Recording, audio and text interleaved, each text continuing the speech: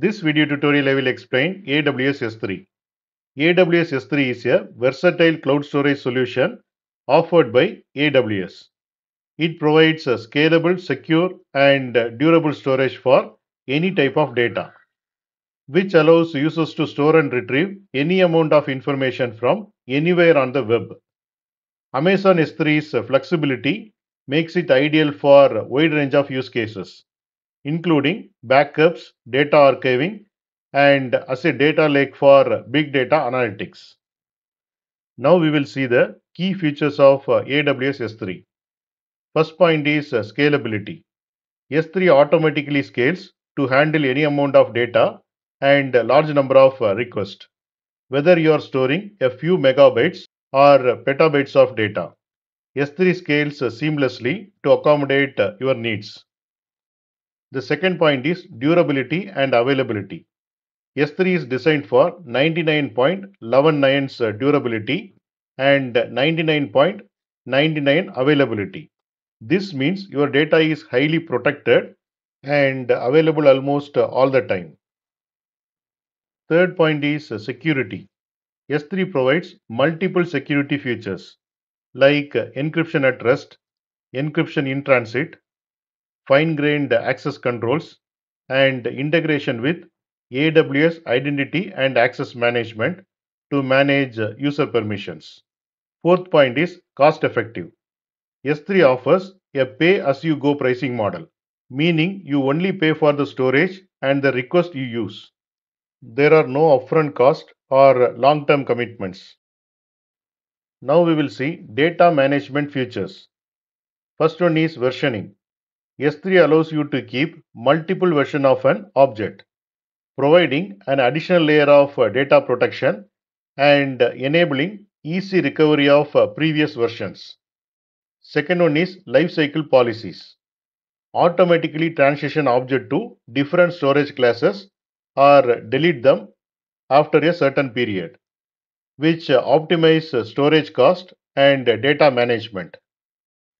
Third one is replication. Replicate the data across different AWS regions to improve data availability and disaster recovery capabilities. What are buckets? Buckets are containers for storing objects in AWS S3. Each object is stored in a bucket, and you can create and name your buckets according to your organizational needs. Bucket names must be globally unique across all of AWS. This ensures that each bucket has distinct identity within the S3 ecosystem. Buckets helps in organizing and managing your data efficiently, which allows you to group related objects together. Objects. Objects are the fundamental entities stored in S3. Each object consists of data, metadata, and a unique identifier. Unique identifier is nothing but a key. A key is a unique identifier for an object within a bucket. The key is used to retrieve the object, and key acts as the object's address within the bucket. Objects store both actual data and associated metadata. Metadata is nothing but it provides additional information about the object's properties and characteristics. Now we will see AWS S3 regions. AWS S3 buckets are created in a specific regions, which allows you to choose the location where your data is physically stored. Choosing a specific region can help to optimize latency, minimize the cost, or address regulatory requirements for data storage locations. While buckets are region specific, S3 itself is a global service, so which allows you to access and manage your data from anywhere in the world. Now we will see what and all different use cases we can use S3 bucket. First use case is backup and restore. Choose the data you want to backup, whether it is from on-premises environments or other AWS services. Utilize S3's durability and cost effectiveness to securely store your backup data. Then enabling versioning to keep multiple versions of your backups, which allows for point-in-time recovery. and when needed, easily restore data from S3 to its original location or a new destination. Next use case is data archiving. S3 Glacier is designed for long-term data archiving with very low cost, which is ideal for infrequently accessed data. S3 Glacier Deep Archive. For even longer term storage needs, S3 Glacier Deep Archive offer the lowest cost storage option in the AWS cloud. Lifecycle policies automatically transition data between storage classes to optimize cost based on access patterns. Compliance meet regulatory requirements for long term data retention with secure and durable archival storage. Next use case is CDN, which is nothing but content storage and distribution. Store static content such as images, videos, and documents in the S3 buckets. Then set up Amazon CloudFront or other content delivery networks to distribute your content globally. Websites, mobile apps, and other applications can now quickly access and serve the content to the users worldwide. S3 automatically scales to handle traffic spikes and optimize content delivery for improved user experience. Next use case is big data analytics. S3 serves as a data lake where large volumes of data can be stored and analyzed using various AWS analytics services. Utilize services like Amazon Redshift, AWS Glue, and Amazon Athena to perform complex analysis on your S3 stored data. S3's ability to handle massive amount of data makes it ideal for big data workloads and analytics at any scale. Next use case is application hosting. S3 can be used to host static websites, storing HTML, CSS, JavaScript, and other static files. Hosting static content on S3 is often more cost effective than using traditional web servers. S3 automatically scales to handle traffic spikes, ensuring your website remains available during high demand periods. S3 can be easily integrated with other AWS services for dynamic content, authentication, and more advanced functionalities. Getting started with AWS S3. First step is create an AWS account. If you don't have a AWS account, you need to create this particular website. Second step is access S3. Once logged in, navigate to S3 service from the AWS Management Console. Third step is create a bucket. Click on create bucket and you have to give a unique name and you have to choose the region and configure any additional settings. Fourth step is upload objects. Click on your newly created bucket, then click on upload to start adding files to your bucket. Fifth step is set permissions. Configure permissions to control who can access your bucket and objects. The files are called objects which are stored in the bucket. Sixth step is access your data. You can access your data using AWS Management Console, AWS CLI, or AWS SDKs. I have logged into Amazon AWS console. Here search for S3, click on S3. Here you can see create bucket option. Every object in S3 stored in a bucket. To upload files and folder to S3, you will need to create a bucket where the objects will be stored. Here you can see the pricing detail. With S3, there is no minimum fees. You only pay for what you use.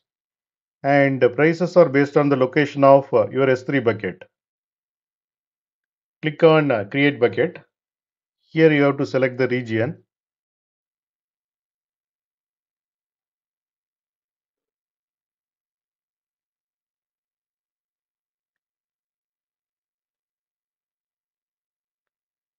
And bucket type, I have selected general purpose.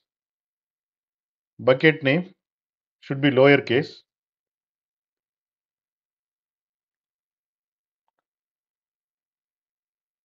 Remaining configuration I am not changing. I leave it as a default.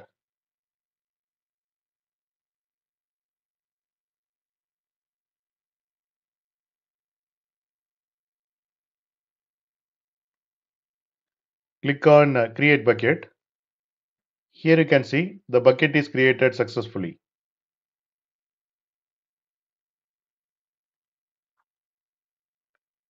Here you can see the bucket. Click on this. Inside the bucket, I'm going to create one folder. Folder name is image.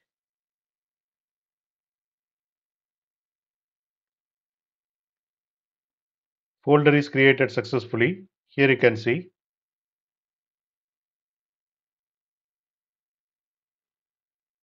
Now I am going to upload one file.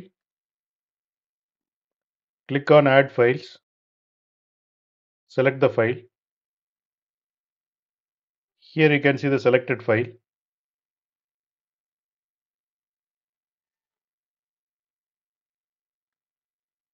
Click on upload. And file has been successfully uploaded. Here you can see the uploaded file.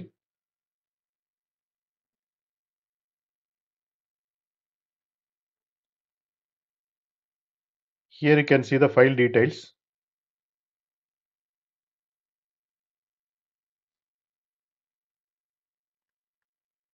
Click on buckets. If you want to delete the bucket, select this. Click on delete.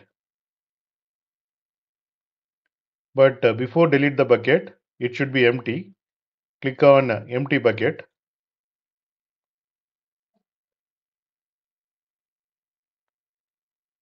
Here we have to type permanently delete.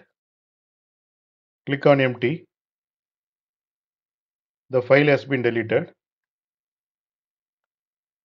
Click on exit. Select the bucket. Click on delete. Here you have to put the bucket name. Click on delete bucket. And bucket is successfully deleted.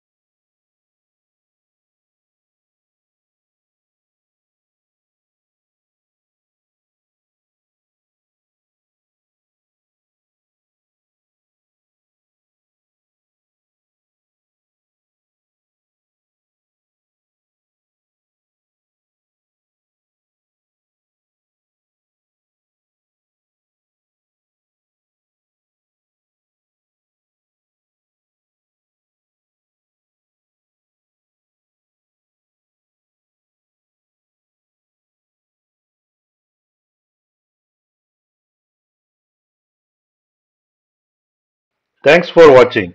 If you like this video, please click on like button and please subscribe to my channel. You can get Java source code and PowerPoint presentation for each and every video. That you can see it in the description section of the video. Click on show more and here you can see the description and here you can see the links to download source code and PowerPoint presentation.